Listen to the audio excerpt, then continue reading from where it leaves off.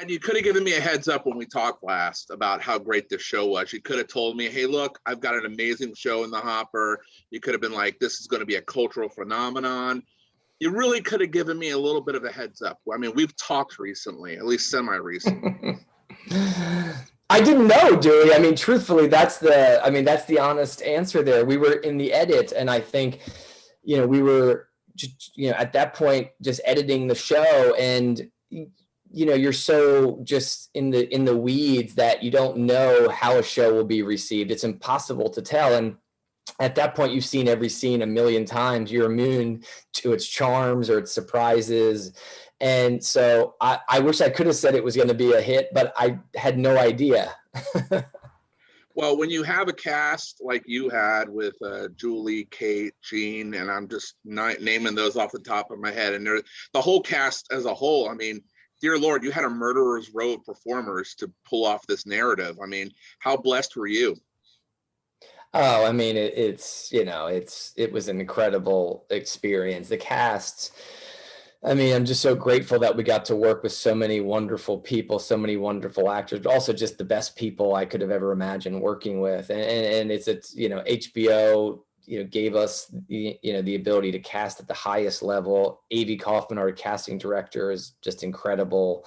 Has so many insights into getting a group of performers that are incredibly talented, but also really believable as members of Easttown. And I think that was the great gift we got, was that we got amazing actors who all really felt like they were a part of this community, and they had this history together, and they were believable in this part of the country.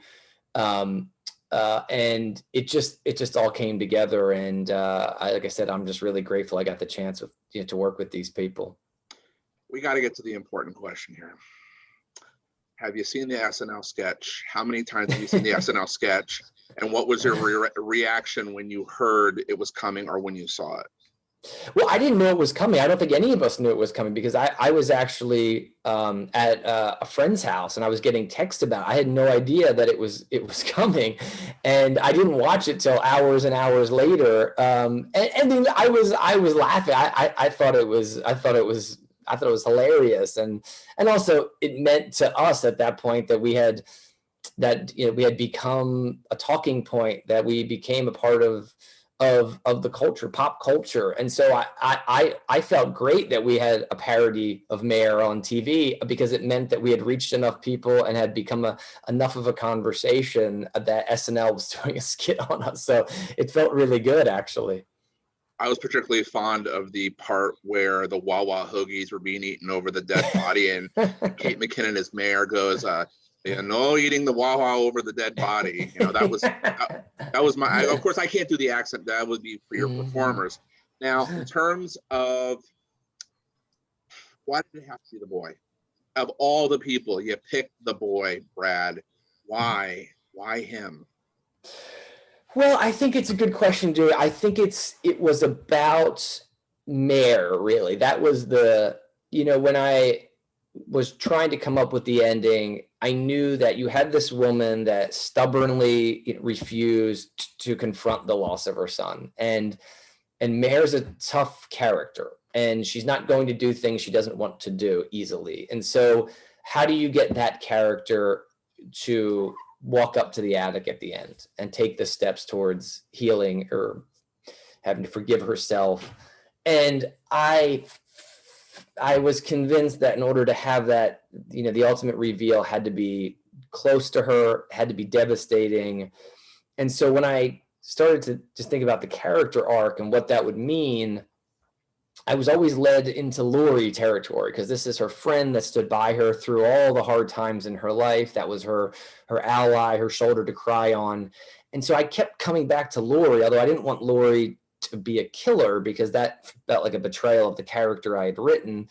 And so it just ultimately landed. And then there are the parallels, Mare lost a son, and now she's going to have Lori. She's going to be the cause of Lori losing a son, even though it's not obviously Mare who killed Aaron. But it just, in terms of the themes, Dewey, that kept coming to me as the strongest, that would tie into the themes, that would be surprising, emotional, and ultimately would be something that would get Mare's her defenses, her walls, to just crack a little bit enough to get her up into the attic. So that I just kept landing on Laurie. I didn't have the family structure yet, but I kept landing on Laurie as someone that I could tap into at the end.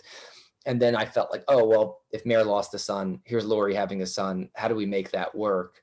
And so anyway, I hope it did. I hope it resonates with audiences, but that was where it came from.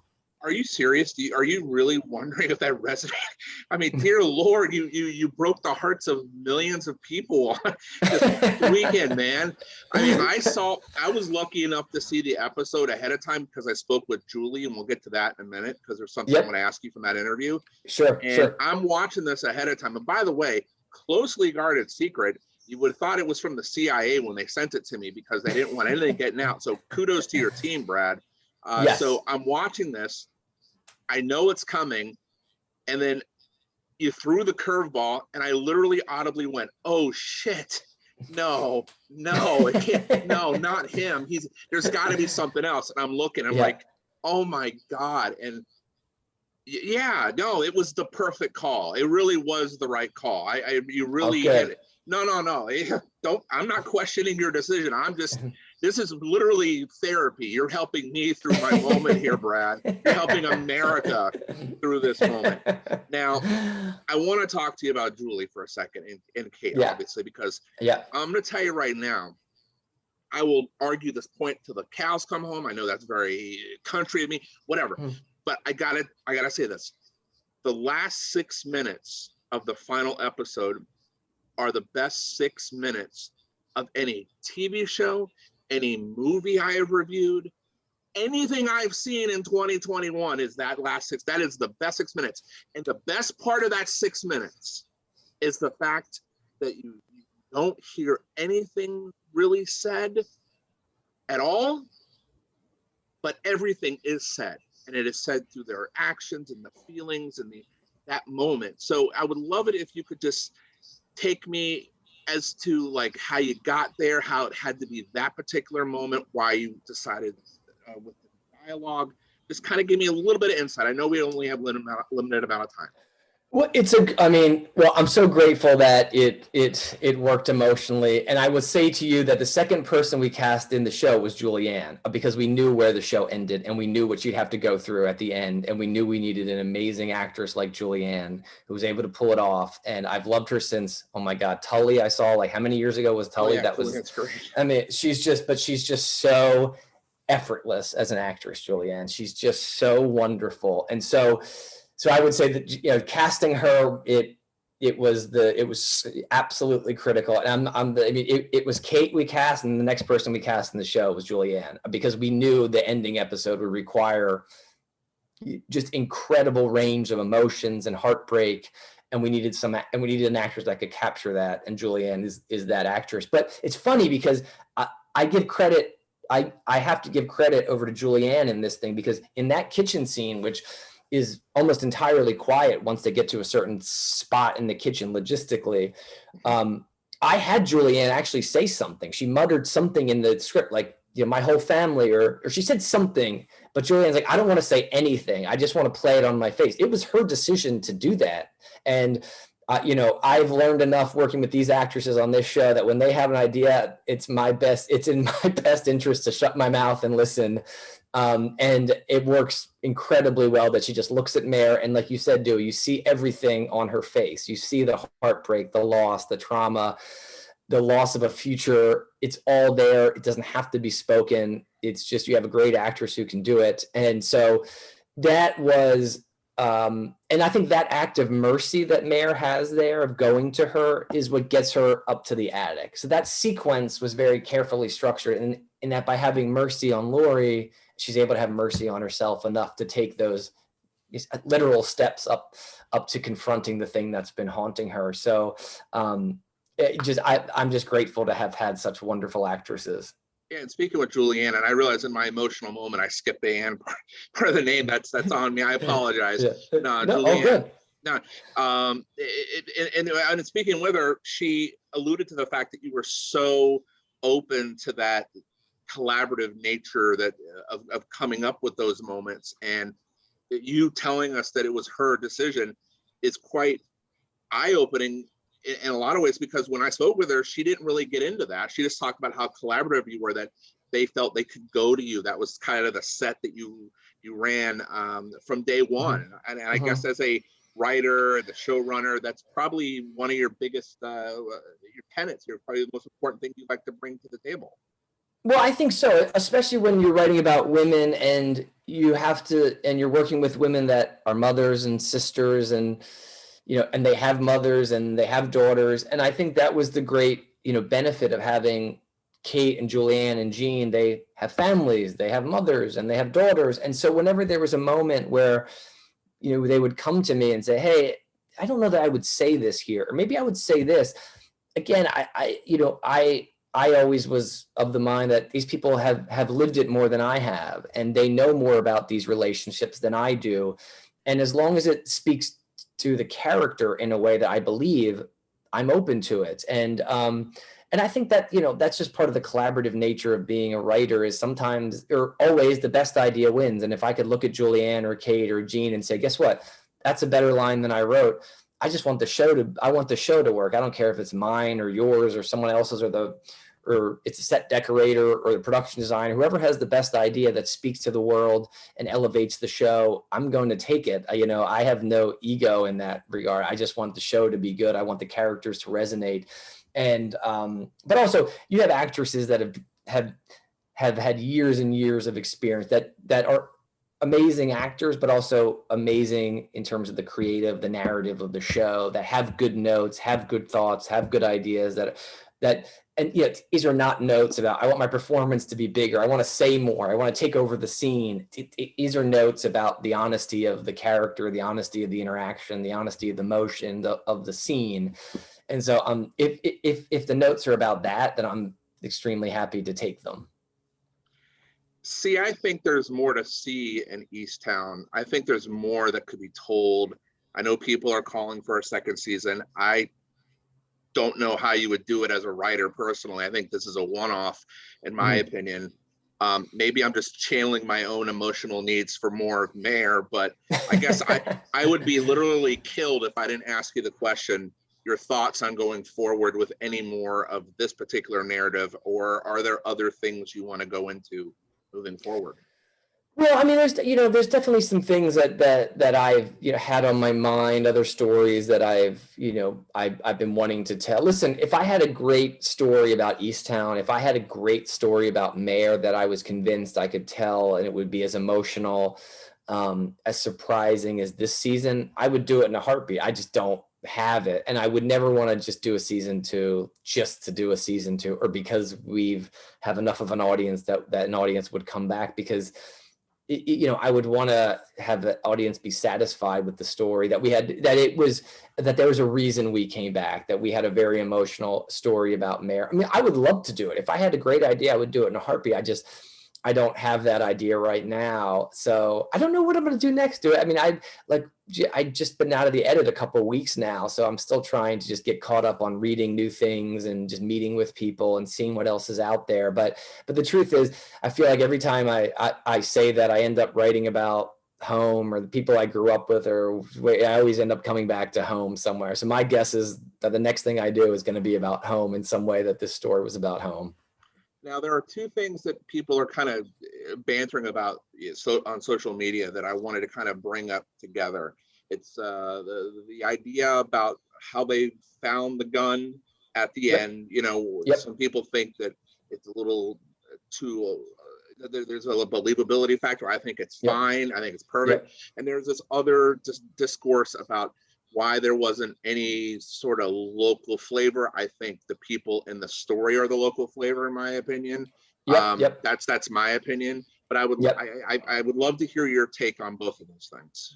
Well, so to address the local flavor, because the gun's a bigger issue, but I would say local flavor, I think there's plenty of, I mean, I think every detail we have in the show was born of a desire to speak to the region, from the Rolling Rock to the t-shirts to the bands to the songs that were played in the bar. I can tell you every decision, it was scrutinized and then re-scrutinized, like everything I mean, I can't tell you how many songs we went through in terms of the bar scenes. Like, this has got to be a song that would play in this area. I mean, everything was analyzed a million times. The concert t-shirts, giving Lori a Dave Matthews Band t-shirt, because that's the concerts that we would go to in the summer at the Tweeter Center. Like, everything it was born of a memory of mine or an experience people had in the area. So we tried. So I would say if it didn't resonate, that's a bummer, just because we really tried to make it resonate. Now, I would say about the gun, here's the timeline with the gun.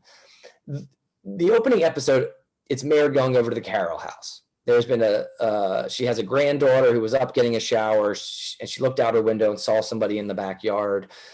And so the idea was that when the scream happened, Mr. Carroll, as a reaction to the scream and a prowler being in the backyard, went outside and got his gun as a precaution, right? I'm going to get my gun. So he had the gun that day. So later that night is when Ryan, he goes into the shed, he takes the gun and goes to kill Aaron.